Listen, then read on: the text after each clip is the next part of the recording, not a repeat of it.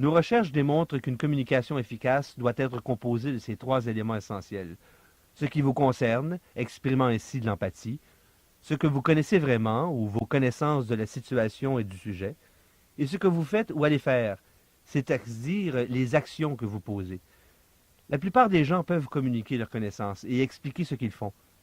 Malheureusement, nous oublions trop souvent d'exprimer de l'empathie dans nos communications.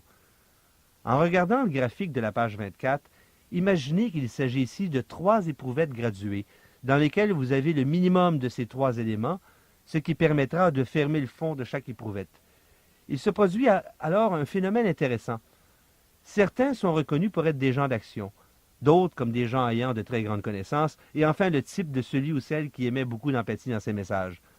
Si vous êtes une personne ayant beaucoup de connaissances, le trop-plein de vos connaissances débordera de l'éprouvette et remplira les deux autres.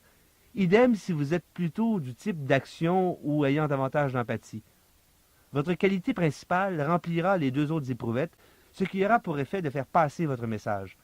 En deux mots, nous devons capitaliser sur nos forces dans la mesure où nous possédons le minimum essentiel de ces trois éléments.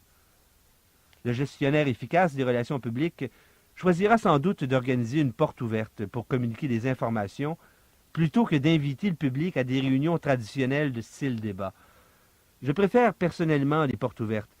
Elles permettent aux gens de circuler librement, prenant le type d'informations dont elles ont besoin et de quitter quand bon leur semble.